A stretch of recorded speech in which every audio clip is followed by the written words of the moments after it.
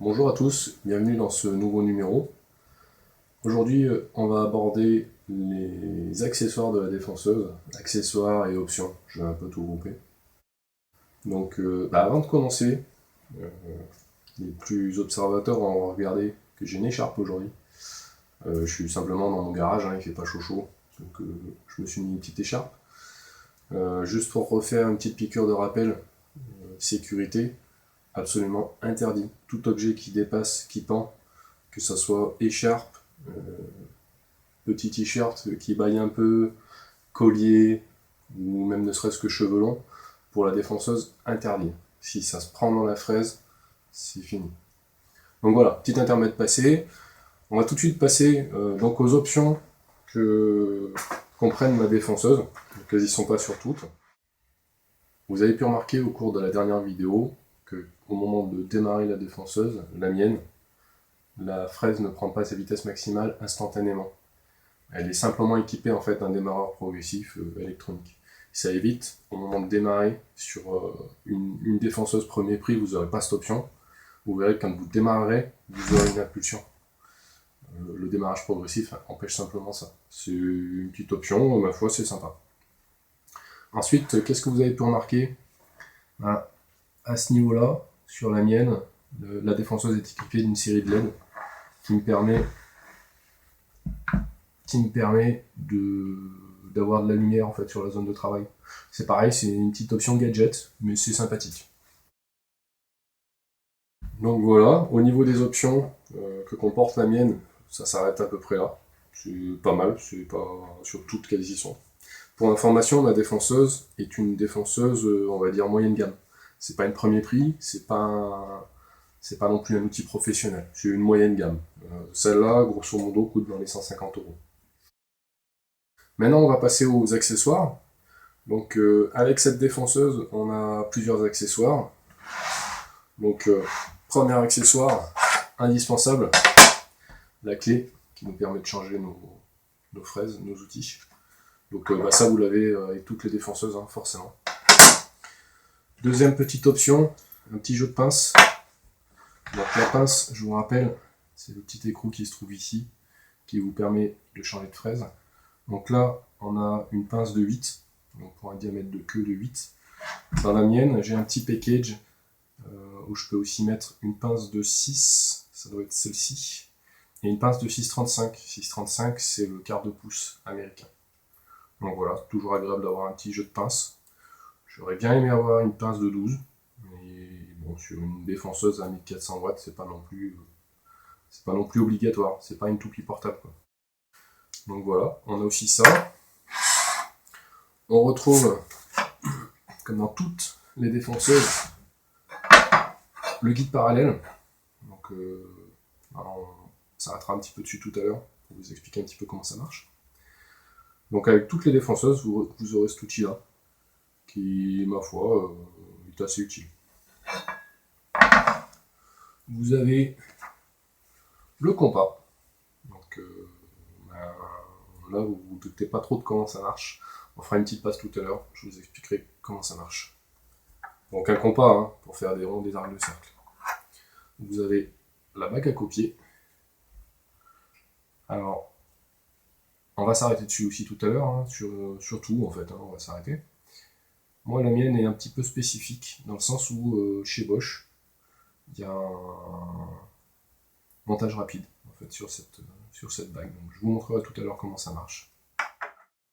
Et on a ce petit guide à roulettes qui, moi, ne m'a jamais servi. Je suis pas sûr de m'en servir un jour. Je trouve ça un peu pas super utile. Ça vous permet de faire des rainures le long d'un profil, comme le guide parallèle, comme ceci. Sauf que le guide parallèle va s'affairer à faire des copies suivant une droite. Celui-là va vous permettre de suivre un tracé courbe. Je trouve pas ça génial dans le principe, dans le sens où vous allez venir en buter contre une courbe, sauf que rien ne vous empêche avec votre défonceuse de faire ça. Et à ce moment-là, votre fraise va suivre le profil et va pas être à égale distance toujours du profil. Donc si vous avez le coup de main, vous rentrez bien dans une courbe, vous allez avoir entre 13 à une trajectoire de fraise qui va bien suivre le galet. Si vous rentrez dans la courbe, alors si on simule une courbe comme ça, si vous y rentrez, vous ne suivez pas le profil, vous ne faites pas une tangence, mais vous rentrez comme ça et vous venez basculer après, vous imaginez bien que votre fraise, au lieu de venir faire une très jolie courbe, elle va rentrer dans la courbe droite et va ensuite faire une courbe sans tangence avec un angle en fait. Donc voilà. Moi je suis pas super fan de ça, il y en a qui l'utilisent. Moi personnellement ça m'a encore jamais servi. Je ne sais pas si je m'en servirai un jour. Ma foi, sans bundle dans la défonceuse, on prend. On va rapidement regarder comment changer de pince. C'est assez simple au final. Donc je vous rappelle, quand on veut enlever la fraise, on cherche le point de blocage.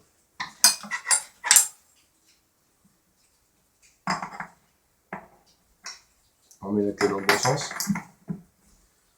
Et on desserre. Tac. On arrive sur un premier point dur.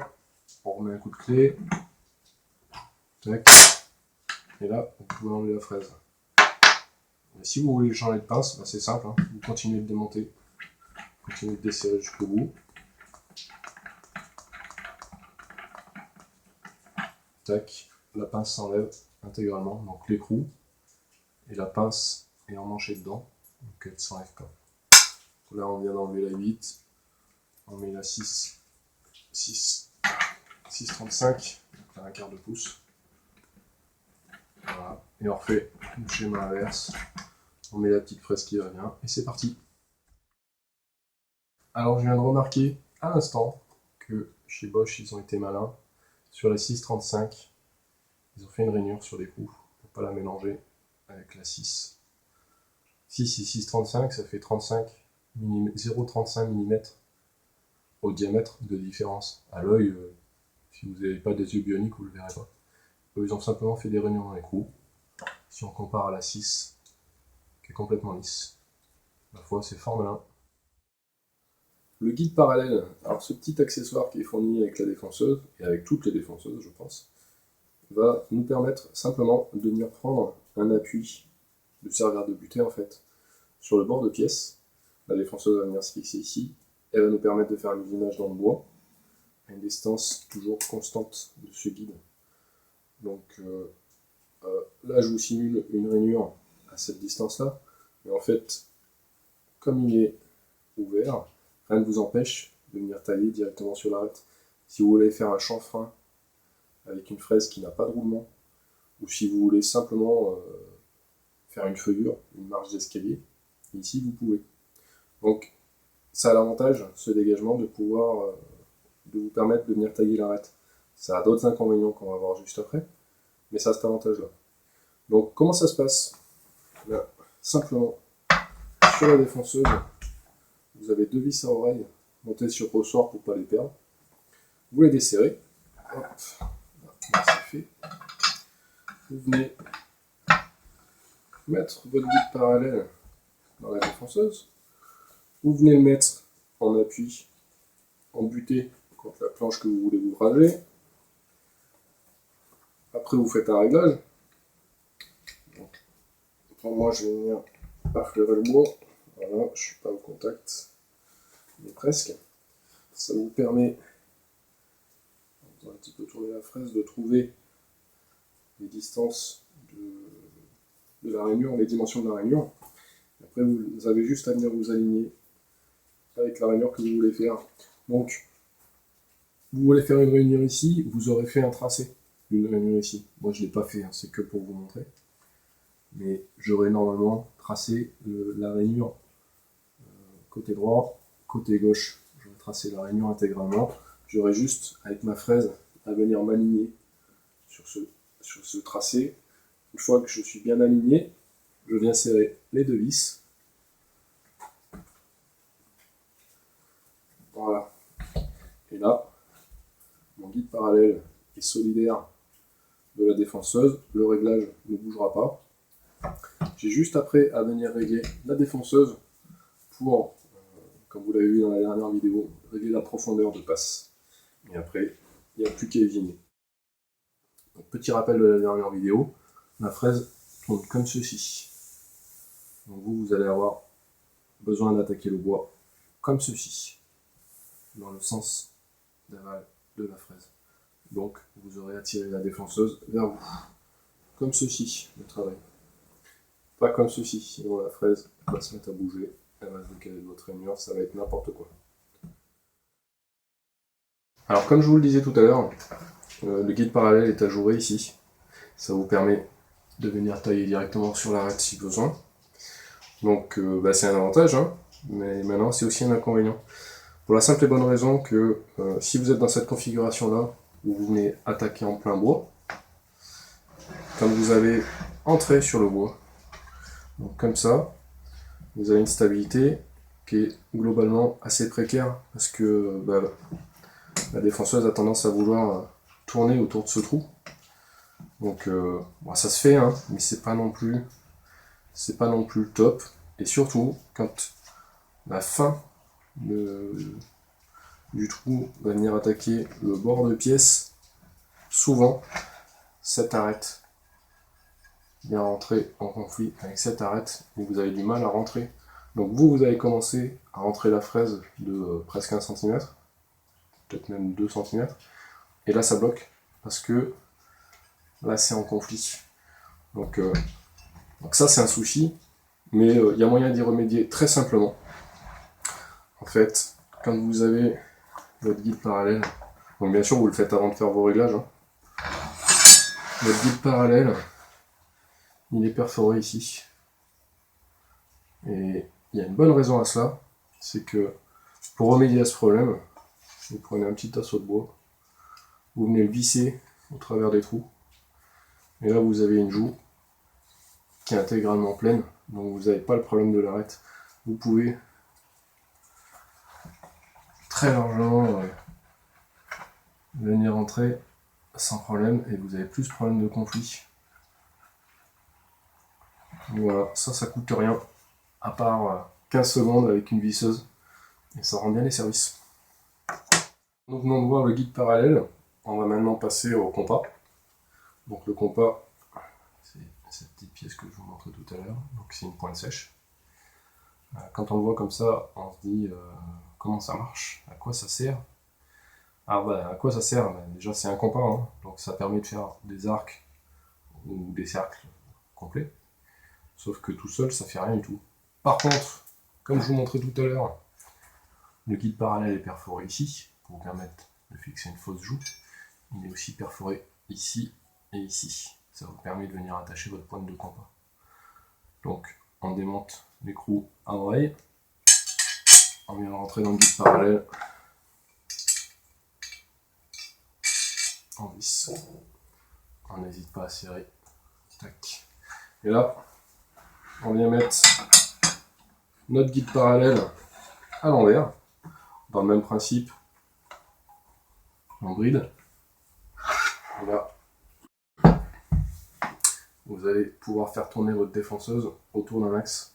Donc vous voyez que vous aurez un rond. Vous pouvez faire un rond de ce rayon-là. Si vous voulez plus gros, bien sûr, vous pouvez aller complètement en butée. Si vous voulez encore plus gros, vous pouvez inverser cette pièce.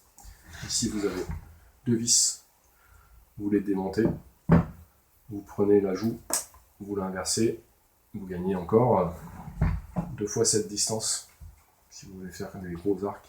Si vous voulez faire des encore plus gros axes, il vous suffit d'acheter des axes un peu plus longs et vous pourrez faire plus gros. Ce système, il a un gros désavantage, c'est que vous ne pouvez pas faire des rayons trop petits. En effet, le guide parallèle à un moment vient rentrer en conflit avec la défonceuse, vous ne pouvez pas aller plus loin. Donc ça veut dire que le petit cercle ou arc de cercle que vous allez pouvoir faire, il fait ce rayon-là. Comme ça, la louche, 80 mm. Donc un diamètre de 160, c'est le minimum que vous pourrez faire avec. On verra dans une autre vidéo comment y remédier. J'ai fait un petit gabarit en un quart d'heure pour faire des rayons tout petits. Mais ça, c'est le sujet d'une prochaine vidéo. On vient de voir le compas, on passe à la bague à copier. Donc, comme je vous le disais en préambule, sur ma défonceuse, c'est pas trop mal fait. Il y a un système de fixation rapide. Dans les premiers prix que j'ai eu l'occasion d'avoir entre les mains, cette bague est perforée en 2, 3, voire 4 endroits d'un trou fraisé. Il faut que vous veniez visser la bague à copier dans la fraise. La mienne, il y a un système de fixation rapide. J'ai un bouton, j'enclenche, tac, je mets, c'est parti. Je vous montre ça.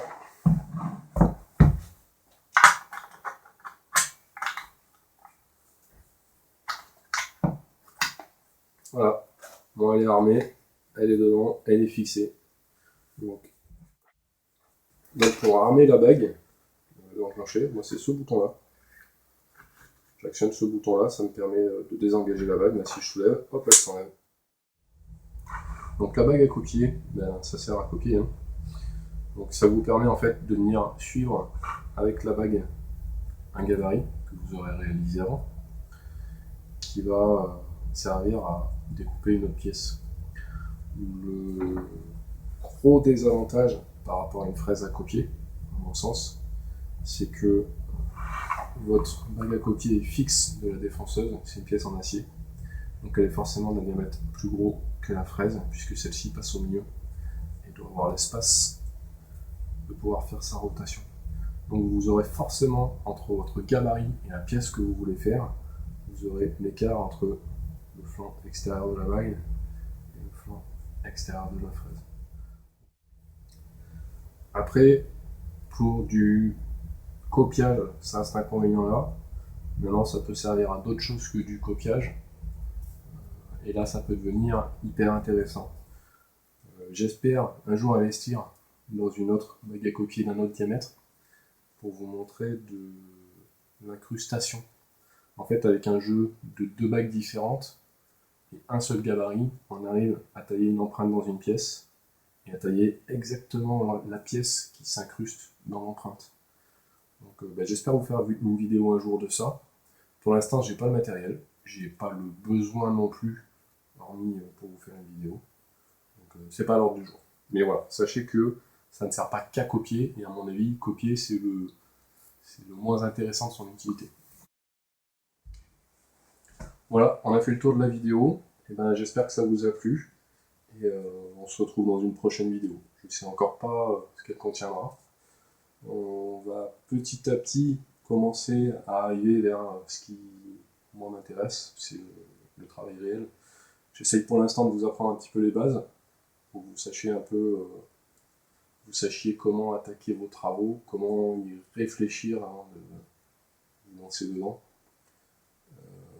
J'essaye aussi de vous amener un petit peu la sécurité. J'espère que vous n'allez pas vous faire mal avec cette machine. Mais voilà, une fois qu'on aura passé ça, on va suivre des vrais projets et voir concrètement ce qu'on peut faire avec. Ça, c'est pour bientôt. Allez, à bientôt!